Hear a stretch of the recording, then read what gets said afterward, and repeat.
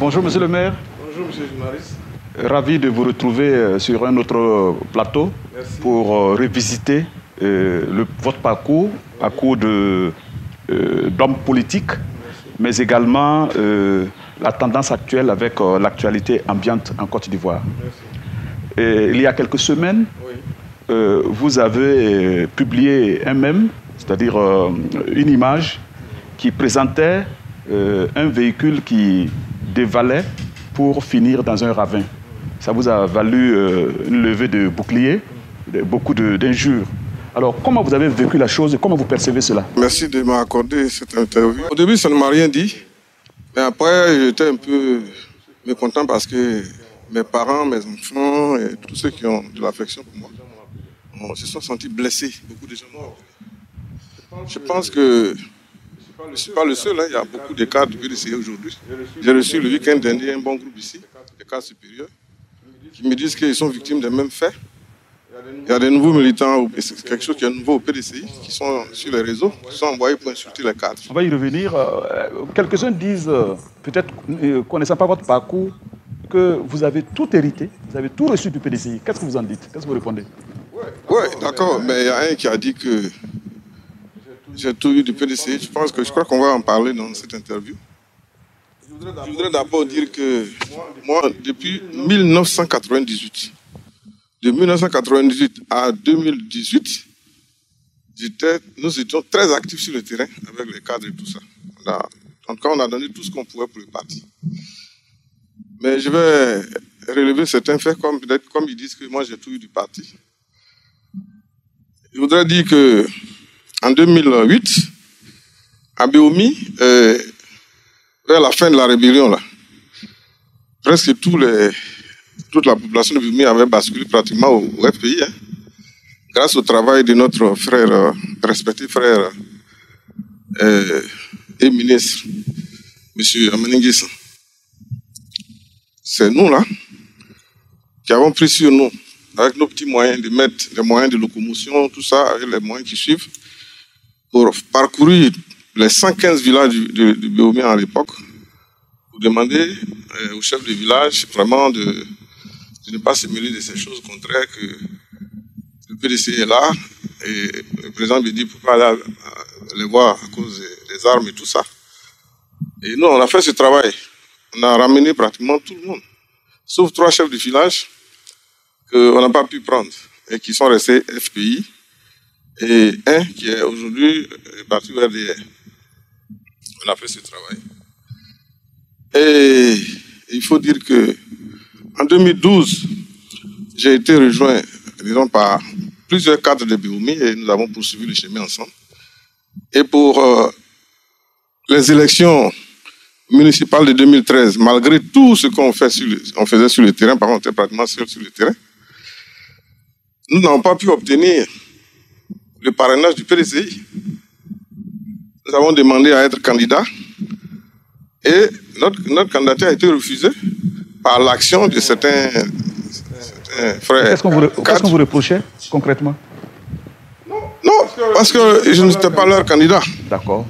Voilà, je n'étais pas tout simplement leur candidat. Vous êtes allé quand même? J'y suis allé. Et comment ça s'est passé?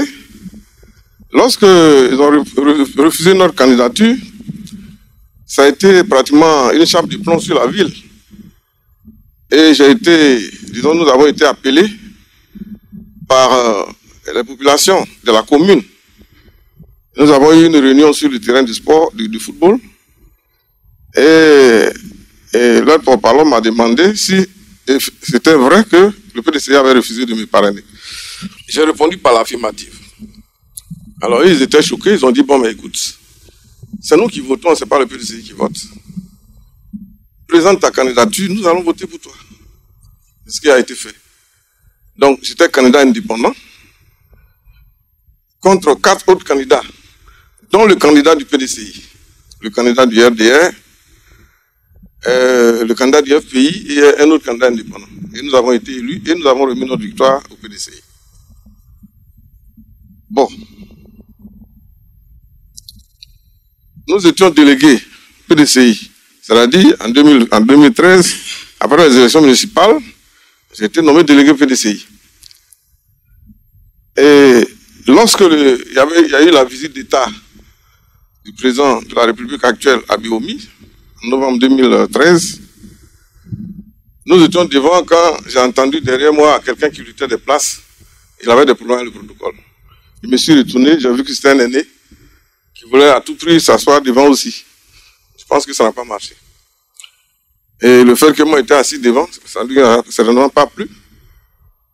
Le samedi qui a suivi la visite du chef de l'État, je crois qu'il était là-bas un jeudi ou je ne sais pas trop. Ce aîné-là a réussi à se faire mettre comme délégué du PDCI dans le journal du parti, sans même l'avis du président du parti. Ah, il est tout puissant. Et il a dit à une dame de son groupe là de m'appeler pour dire, mais écoute, nous on va te corriger, que tu n'es plus délégué. Je me suis dit que bon, c'est le président Bédié qui avait pris une décision pour nommer ce gars. Ça n'a pas été le cas. Il s'est mis comme délégué dans les journaux et c'est resté comme tel. Et cela a été possible au PDCI. Comment vous avez réglé ce petit contentieux suscité? Ben, je ne pouvais rien faire, j'étais là. Et en 2017, le président Bédié a voulu corriger cette forfaiture et il m'a nommé à nouveau délégué dans le département de Bihomi. Et lorsqu'il m'a nommé, on devait faire la passation de charges. Cette année, n'a pas voulu aller à la passation de charges et quand les inspecteurs qui ont été désignés par le parti l'ont appelé, il les a pratiquement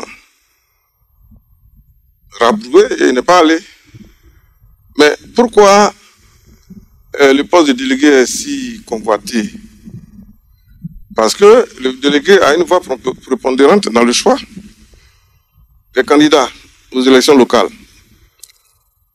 Alors, qu'est-ce qu'il fallait faire pour que moi je dégage? Surtout qu'au niveau de l'autre parti là, qui est le parti au pouvoir, ceux qui étaient là disaient que j'étais quelqu'un qui les empêchait de développer leur parti compte tenu de ma proximité trop accentuée avec la population. Et eux, ils ne pouvaient pas supporter que ce soit moi qui, à l'échéance, soit là en train de dire qui doit être candidat, qui ne doit pas l'être. Alors il fallait forcément me dégager. C'est là qu'il va y avoir la surenchère de méchanceté. Donc, en 2018, lorsque j'ai voulu être candidat pour la deuxième et la dernière fois, évidemment, tout a été mis en œuvre par les cadres du parti même, à Bihomi, là, vraiment en complicité donc avec les autres, tout a été mis en œuvre pour que je soutienne le tout sauf Kona Etienne. Malgré ce que nous avons fait, il y a eu les dénigrements, il y a eu les consignes dans les bureaux de vote. On allait dans les bureaux de vote avec, comme on dit, ne pas citer les compagnies, mais enfin, avec mon directeur de campagne. Tout a été mis en œuvre, y compris les tripatouillages. Et pour que je ne sois plus maire, parce que si je ne suis plus maire, je ne serai plus délégué. Oui, c'est ça. Comment vous arrivez à résoudre cet aspect entre cadres? Ça ne va pas, mais vous avez une histoire, vous avez de l'ascendant au niveau des chefs de village, au niveau de la notabilité. Comment vous arrivez à assimiler cette équation? Depuis 2018, quand il y a eu tout ça, moi je me suis retiré un peu. Je me suis retiré un peu parce que j'ai vu qu'au PDCI, c'est pas l'acharnement au travail qui compte. Il y avait d'autres choses, je ne sais pas. Donc je me suis mis un peu de côté. Quand bien même je continuais je suis toujours à jour de mes cotisations, j'ai plus de 10 ans de bureau politique. Votre gouvernance en temps a été décriée, on croit que c'est peut-être, vous n'avez pas géré les choses d'une manière, j'allais dire catholique, mais il y a eu un audit. Alors, expliquez-nous, qu'est-ce qui s'est passé? En 2018, lorsque ils m'ont évincé, comme ils disent qu'ils m'ont dégagé de la scène politique à Bihomi. Bon, cela n'a pas suffi. Et même, ils s'inventaient partout. Et ils sont allés se rencontrer et ils ont demandé qu'on me fasse un audit. Cet audit a eu lieu et les résultats n'ont pas été satisfaisants pour eux parce qu'ils se sont dit que peut-être que j'ai eu à faire des malversations et que si j'avais fait des malversations, alors il fallait qu'on m'arrête. Alors, pour ceux qui disent que j'ai tout eu du PDCI, là, je vais vous donner des informations. Concernant la mairie surtout, je vais vous dire que le budget de la mairie de Bioumi, en 2013, budget de fonctionnement, 30 millions. Budget d'investissement, 28 889 000. Ça, c'est 2013. 2014, 38 529 000. Budget d'investissement, 43 172 000. Bon, pour ne pas être long, je viens en 2018 pour dire le budget le plus élevé. En 2018, 42 647 000 en fonctionnement et 43 172 000 en investissement. Vous imaginez, pour une population de plus de 85 000 habitants, je ne sais pas quelle réalisation on peut faire avec ça. Mais malgré ça, avec nos relations et tout ça, ceux qui sont allés faire l'audit ont vu que vraiment on n'était pas là pour croiser les bras parce qu'on a fait plus que ils attendaient. Venus sur des allégations, et bien au contraire, ils étaient obligés de vous féliciter. Voilà. Et je veux dire aussi que quand j'étais maire, à cette époque, comment on appelle, mes indemnités de fonction mensuelles étaient de 347 000 francs. Vous imaginez, quand vous êtes à Abidjan, vous avez 347 000 francs par mois pour gérer une mairie, ça peut faire quoi? Donc c'est un faux procès. On dit non, le PDCI lui a tout donné, il a fait ceci. Bon, c'est pour ça que je relève tout ça. Voilà. Mais malgré tout, vous gardez ce cordon ombilical avec les parents, avec la chefferie. Pourquoi vous y tenez tant? Non, moi j'ai une histoire avec la population de Bioumi. Parce que la population de Bioumi ne m'a jamais abandonné. Parce qu'il faut rendre à César ce qui est à César. C'est une population qui m'a adopté depuis longtemps. Parce que comme je l'ai dit, j'ai dit pendant la rébellion, moi j'étais sur le terrain, j'ai beaucoup soutenu, donc cela m'a rendu vraiment populaire. Et donc j'ai gardé ces rapports avec la population jusqu'à aujourd'hui. Et cette population, j'ai dit que c'est une population que j'adore pour 3 raisons.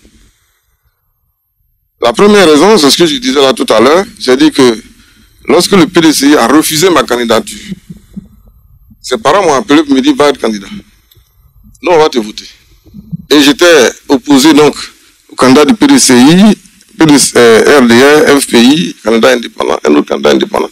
Ils ont voté pour moi, donc je les suis reconnaissant. C'est-à-dire ils ont tenu parole. La deuxième fois, disons deuxièmement, après les élections de 2018, dans les conditions que je venais de vous décrire, il y avait donc des ressentiments dans tous les sens. Aussi bien chez nos frères malinqués, qui avaient leur candidat, et les gens de notre groupe et tout ça. Donc en 2019, il y a eu des malentendus là, qui ont débouché, c'est-à-dire les relents de ces élections-là. Ça a provoqué des malentendus qui ont débouché sur une guerre à Bioumi. Il y avait des affrontements armés, il y avait des armes, fusils dehors.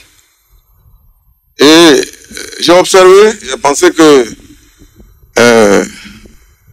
ceux qui pensaient que nous on était du trou allaient s'occuper de cette affaire. Je vous assure que ce n'était pas évident. Jusqu'à ce que des populations m'appellent du côté des malinqués comme de notre côté pour dire ah Étienne, il faut venir nous aider. Parce que vraiment, ça devient un peu compliqué. Parce que les paroles, ça ne finit pas. C'est des choses qui ne se sont jamais arrivées à Bioumi. C'est la première fois que ça arrive. Nous avons des mariages des deux côtés et tout ça. Ça ne présente pas bien. Et je suis parti, accompagné de certains frères, pour aller régler cette affaire.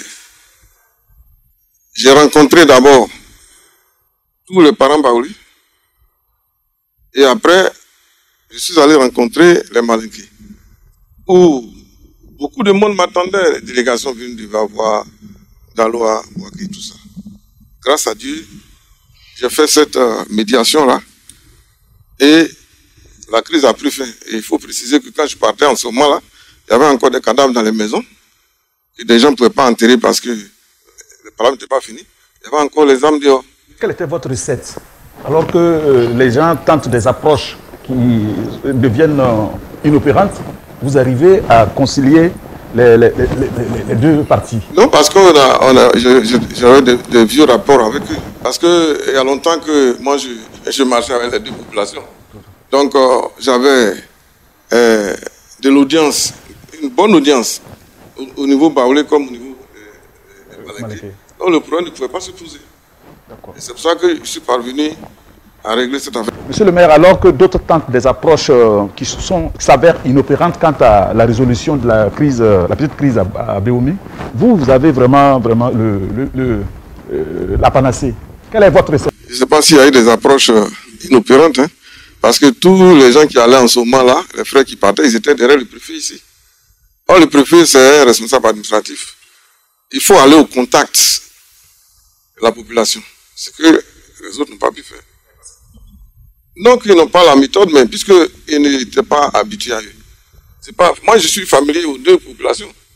Je dis depuis 1998, je suis sur le terrain. Donc, du côté des Malinqués comme du côté Baoulé, bon, franchement, j'avais des entrées partout.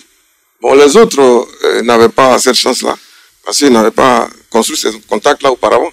C'est pas pendant qu'il y a la crise que vous allez faire des contacts porteux, c'est pas possible.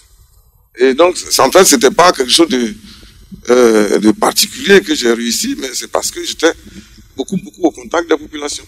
Troisième raison, c'est que en 2022, quand j'étais au bureau un jour, bon, j'ai reçu un courrier de la Direction générale des impôts venant d'une maison d'édition, la vôtre, on ne se connaissait pas avant, dire que, bon, vous êtes monsieur tant, vous êtes élu meilleur cadre du département de Béoumi.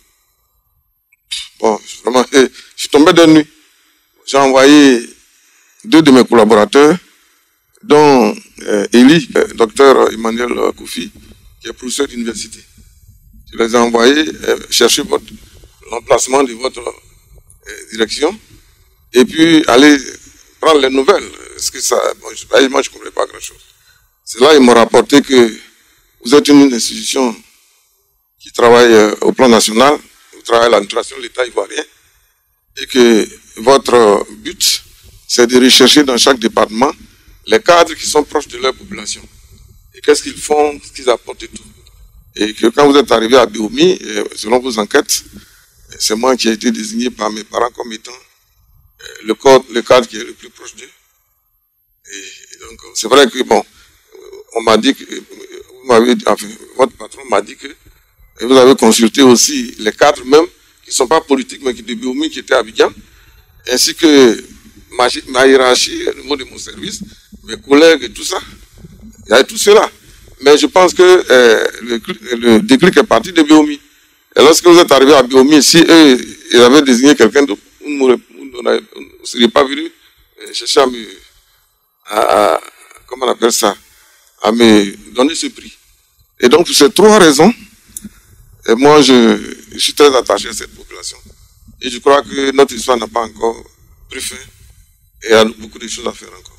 Est-ce que monsieur le maire, qui est resté vraiment collé à la population, à la notabilité, à la chefferie, au cadre de cette commune, de ce département, a encore une ambition pour Béoumi? Non, j'ai d'autres ambitions, peut-être pas forcément politiques. C'est-à-dire que je peux avoir des ambitions d'encadrement pour la population. Parce que bon, aujourd'hui, moi, l'appareil politique dans lequel je suis, c'est le PDCI. Mais avec ce qu'on voit, les gens sont en train de nous chasser du parti, puisqu'on met des gens qu'on ne connaît pas sur les réseaux pour nous insulter, pour nous menacer et tout ça. Je ne sais pas quel est le sort que j'aurai demain, donc je ne peux pas rêver pour dire que dans ce cadre-là, j'ai encore des choses à faire à Béoumi, mais moi, je pense que j'ai beaucoup d'idées et que les parents, là, moi, je n'ai pas fini avec eux. Et nous allons construire quelque chose de solide très bientôt. En termes de mutuelle, en termes de développement, en termes de la cohésion. En termes de développement, cohésion et développement. Il faut réorienter les parents, il faut les encadrer, il faut vraiment les aider à être de meilleurs citoyens. Voilà. merci, monsieur le maire. Avec cette transition, nous achevons une première partie qui s'est voulu un rappel, une projection sur votre parcours et votre lien avec Biroumi dans sa notabilité, dans ses filles et fils. Merci pour votre percussion et la pertinence de vos propos. Je pense que plus d'un en aura à sa graine. Merci.